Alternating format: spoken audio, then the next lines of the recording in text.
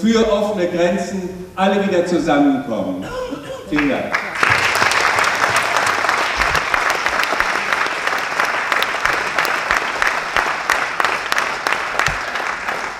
So many questions. I'll answer in 3 points. The first one, I was asked, what could the movements in Berlin, in Frankfurt, in the north of Europe do to support the south, the periphery, Greece, Portugal, Ireland, and so on and so forth. And that reminded me of that scene when French communists visited Hanoi and talked to Ho Chi Minh. And they asked him a similar question. What can we do in France to help you with the revolution in Vietnam? And the answer was, have a revolution in Paris. So I think that is the answer. The answer is Blockupy. The answer is all the movements here that open the can of worms in Germany, in France, in Sweden, in Denmark, and unveil the big deceit, the big lie at the heart of austerity. Because there is no such thing as austerity. I mean, you talk to Wolfgang Schäuble, you ask him what austerity means, he tell you belt tightening. If you don't have enough, you tighten your belt.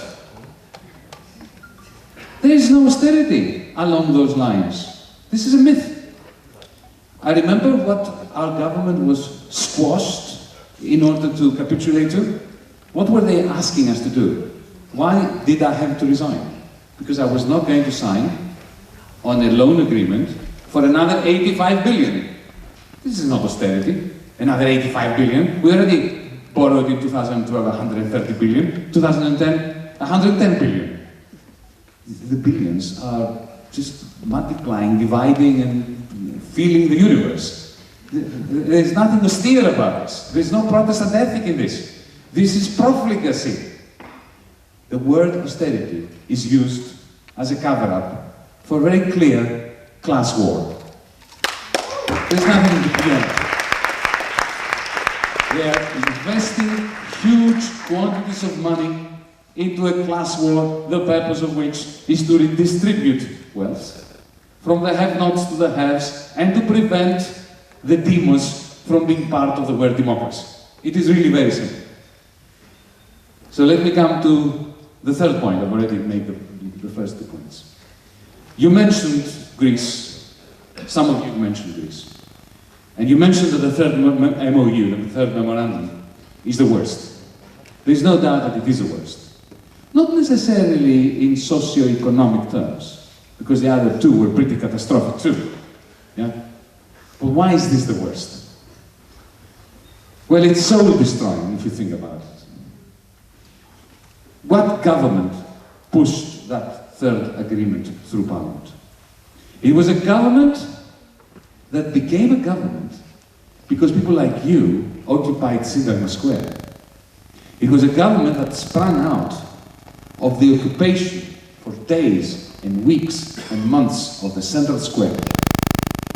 Syriza, our Syriza, went from 4%, 5%, to becoming a dominant force because our Blockupys succeeded in changing the atmosphere.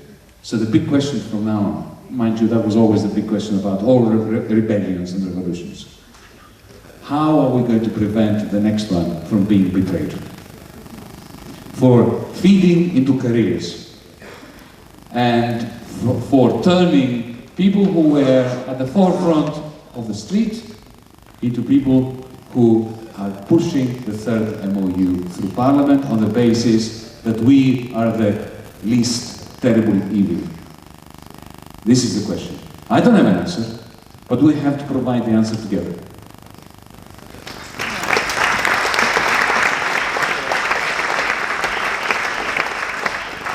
Now, what's the very basic idea behind democracy? The very basic idea is that you have government by the majority, who are the poor and the exploited. Now, of course, we've never had that. We were nowhere even near having it.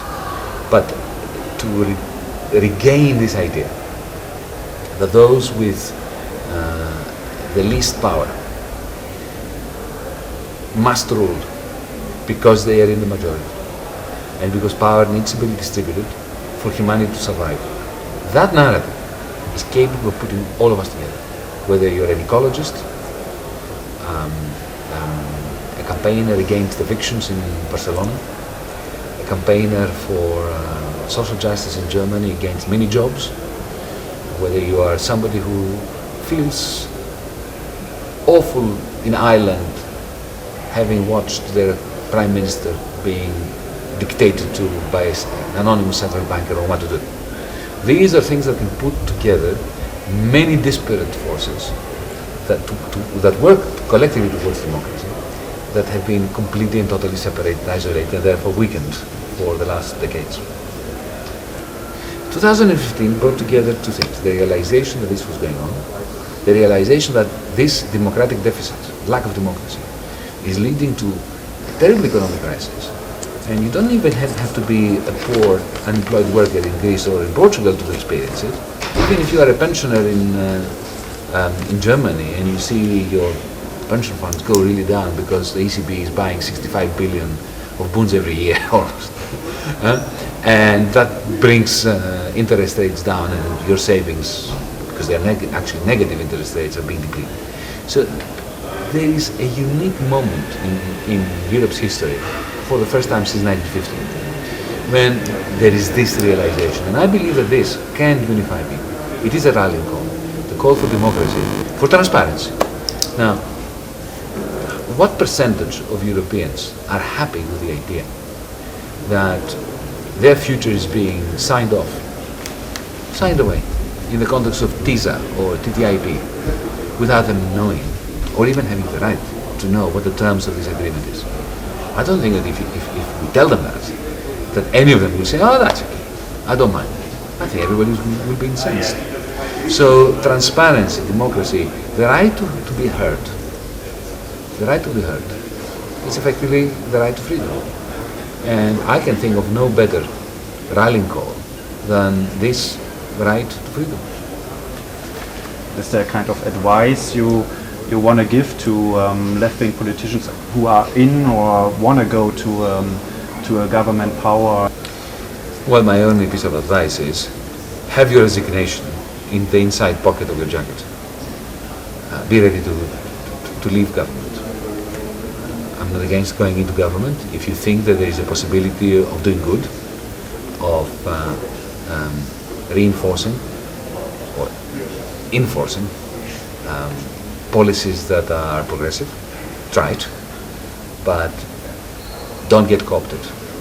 Because let's face it, in the last 30, 40 years, what we've learned from the history of radicals who enter government is that they are much more likely to change themselves than to change the world.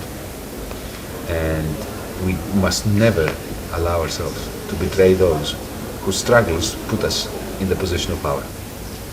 The problem was not that people who made the transition from the street to political power. But that's what we want. We want to influence political power. So that was not the problem.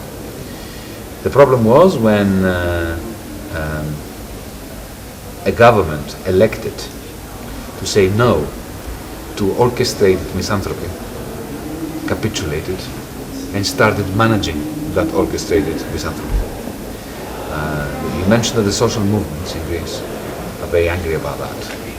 I can assure you that I share their anger, their disappointment, and their commitment to making sure that within the small powers that I have, this should never be repeated again. It's heartwarming to come to Blockupy and to be told like this. We should have a finger pointed at me. Words are fine, but we expect to see you on the barricades, on the streets. This is heartwarming to me because this is where I learned my politics, on the streets. And I'm looking forward to meeting you on the streets of Berlin and elsewhere.